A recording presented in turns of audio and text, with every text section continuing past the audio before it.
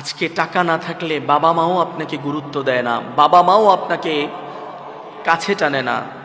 যেই সন্তানটা বেশি টাকা দেয় বাবা মায়ের কাছে, সেই সন্তানটাই হয়ে যায় সবচেয়ে আদরের সন্তান। যেই বোনকে যে ভাই বেশি টাকা দেয়, সেই ভাইটা বোনের জন্য আদর্শ ভাই হয়ে যায়। আজকে টাকা পয়সা দিয়ে মানুষ মানুষকে নির্বাচন করে, অথচ আল্লাহ রাব্বুল আলামিনের কাছে টাকার মূল্য নয়, বরং আল্লাহ তাআলা বলেন, ওয়ামা মিন দাব্বাতিন ফিল আরদি ইল্লা আলাল্লাহি রিজকুহা। এই পৃথিবীর বুকে আল্লাহ রাব্বুল আলামিন যত প্রাণী আল্লাহ তাআলা বানিয়েছেন, সব প্রাণীগুলার রিজিক আল্লাহ রাব্বুল আলামিন নিজে দিয়ে দিয়েছেন।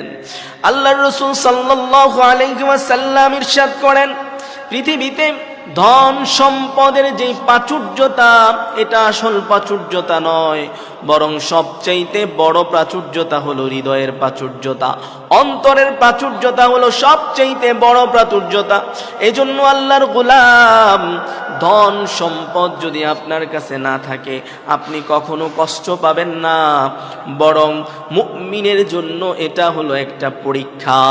মুমিন কখনো এর জন্য কষ্ট পায় না, এটা তার জন্য পরীক্ষা। সে সব সময় আল্লাহর উপর ভরসা করে, মানুষের উপর নয়। আপনি আল্লাহর উপর ভরসা করে নামাজকে আঁকড়ে ধরুন। আল্লাহ রাব্বুল আলামিন তো পবিত্র কোরআনে ইরশাদ করেছেন, তোমরা নামাজ যখন শেষ হয়ে যাবে তখন তোমরা বেরিয়ে যাও, রিজিকের সন্ধানে তোমরা বেরিয়ে যাও। আপনি নামাজ আদায় করে রিজিকের জন্য আপনি চেষ্টা করতে থাকবেন সফলভাবে। আপনি যখন চেষ্টা চালাবেন, আল্লাহ রাব্বুল আলামিন আপনাকে সম্পদ দিয়ে ভরপুর করে দেবে ইনশাআল্লাহ। এজন্য আপনি সব সময় আল্লাহর উপর ভরসা করুন।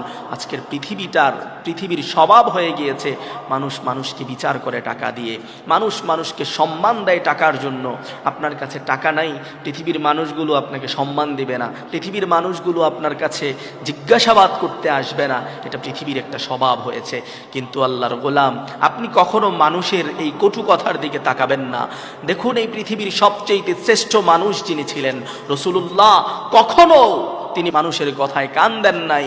তাকে কত মানুষ কত কথা বলেছে, তাকে কটূক্তি করেছে, অথচ তিনি একমাত্র আল্লাহর উপর ভরসা করেছেন, আল্লাহকে সন্তুষ্ট করতে চেয়েছেন।